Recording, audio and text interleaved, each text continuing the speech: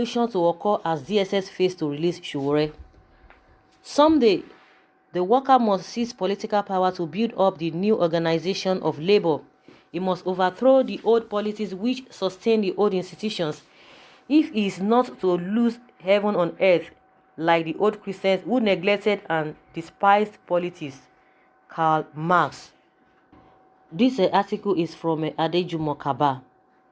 Omoyele Sowore, a political activist and publisher of Sahara Reporters, was arrested on August 3rd by State Security Service (SSS) prior to his #RevolutionNow protest. Although many have argued that Mr. Sowore was not arrested but kidnapped in the dead hours of the night by Nigeria's secret police. The revolution protest was to express Nigerians' displeasure against the challenges rocking the country. The challenges include lack of potable water, decayed infrastructures, and most importantly, elite corruption, among others. Despite Mr. Sowore's arrest, or better still kidnap, the protest still held in 21 cities across Nigeria on August 5th.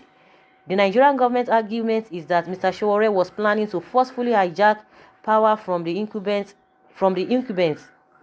After keeping him in detention for several months, he was eventually arraigned and charged for treasonable felony, terrorism, and abuse of President Muhammadu Buhari. Legal experts have said the case did not have substance. There was a court order that asked that Mr. Sowore be released, but the SSS, as known for being notorious in disobeying court orders, refused to grant the Sahara Reporter publisher and his co-accused Olawale Bakari, known as mandate bail. When the dual prosecution proper started, another judge, Ojukwu of another federal high court, granted another bail to the duo. Angered by the bail conditions considered too stringent, Mr. Sowore, through his lawyer Femi Falana, approached the court for bail variation, which was granted. Sowore and mandates have long met their bail conditions, but the secret police wouldn't free them. Could it be a case that they are enjoying Sowore's company? No, that cannot be the case. It is the routine and norm that happen in this administration. The norm to continue to detain folks granted bail by the court. The norm of not respecting laws and order. It is well understood that the government is scared of revolution basically because they are myopic. The first revolution means forceful change of government. No, that is not the revolution Sowore and his cohorts were or are demanding. He was simply asking for checks and balances, which Nigeria lacked since 20 years we started on the path of civil rule. There is no reason why a government should be scared of a revolution if truly it knows that the masses belong to them and the masses cannot be for them except they attend to their plight. The same government, finding the war against insecurity and other challenges difficult, quickly believed that the purveyors of revolution were or are brutal. No reasonable government will expect citizens to keep quiet. That was why John Stuart Mill says, as long as justice and injustice have not terminated, there are ever-renewing fights for ascendancy in the affairs of mankind. Human beings must be willing to battle against oppressors. Revolution, according to Michael Lenin, happens when two conditions have been met. First, the ruling class can no longer carry on ruling in the same old way, and second, working class won't let them. Revolution can either be bloody or bloodless, but that depends on the reaction of the government to its people's request. This is a country where citizens are killed on a daily basis. This is a country where the average person can only eat rice on Christmas and salad days. This is a country where our minimum wage is far below what is meant to feed a prisoner in America on a daily basis. And yet the government, the federal government, through its agents, State Security Service, believe that the continued detention of Sowore will not eventually lead to revolution. While Sowore's #RevolutionNow protest was sent a signal to the world that Nigerians are ready to send the failed leaders out of the system, the revolution that will come for his continued detention will expose how judiciary is not an arm of government in Nigeria, how the judiciary is merely used by the executive arm to victimize prisoners of conscience like Sowore, Agba Jalingo, Dayi Data, and others. The government must know that one day the kids of poor will resist when they understand that their country is the capital of world capital world is the capital world poverty because of the corrupt practices of their leaders. There will be a revolution when citizens fully understand that our lawmakers are lawbreakers, perhaps legislatives. Folks will storm the streets with stones that day they realize that their president, governors, chairmen, and cabinet members are mere executives. There will be war. That moment, Nigerians demand a better judiciary rather than judiciaring we run today.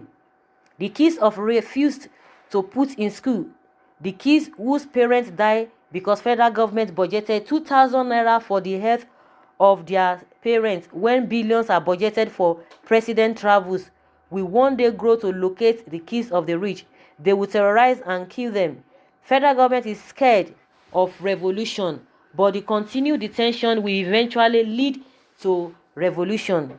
A socialist once said that if the working class don't push revolution to a successful conclusion, the old order will reimpose itself and the old sorry mess will start over again, and so it will continue indefinitely until they either succeed in transforming society in their interest or it ends in the common ruin of the contending classes and perhaps the end of the human race.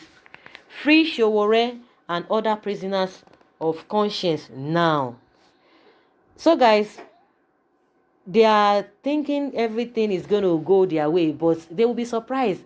That revolution that they are running from, definitely, if they don't do the needful, the government should do the needful. After all, it is not your money. The things that you are supposed to do, the things you are supposed to do with money, they are not your money. You are not going outside the country to work for the country.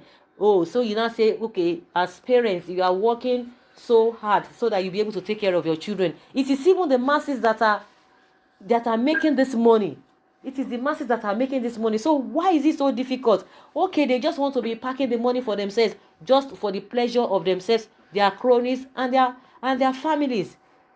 Because all of this is, I don't know why it is so difficult. Because now they will be telling you, oh, there is a evil spirit in Aso Villa, there is evil spirit in all the government house. But evil spirit does not touch them. Evil spirit does not deprive them from taking from the public. Evil spirit does not affect them when they are budgeting for their expensive lifestyle. Now, I don't know why they don't want to release this man since on Friday. No, they will not tell you they don't work. Maybe DSS don't work on Saturdays. They don't work weekends. But it was the day when they went to arrest him. It was in the midnight.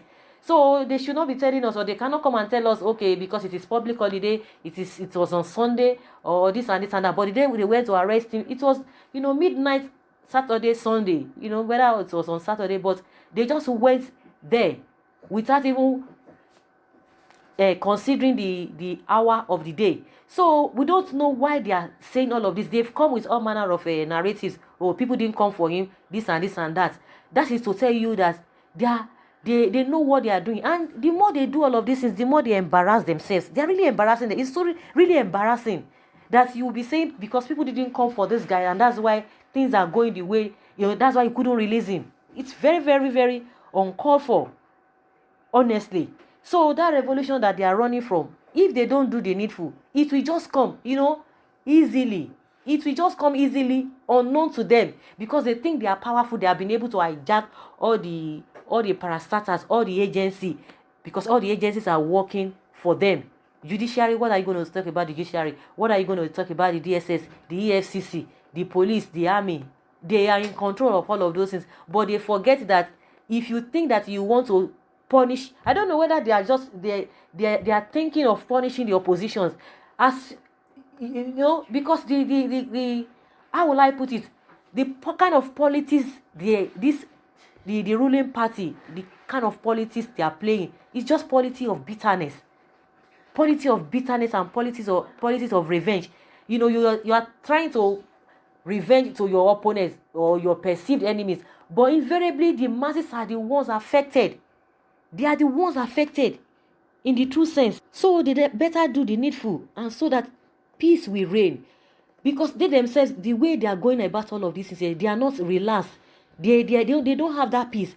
If you think the masses will not have peace. You too, you will not have peace. That's just the way it is. But if you allow peace to reign in the lives of the masses, automatically by default, the peace will come over you. That is what they don't get, because they are just going about on how to hold on to this power. And someone is saying, what working class are you exactly referring to? Is it the one led by Ayuba? If yes, you have lost it. Outside organized labor, it is difficult to organize because of ethnic and religious bias.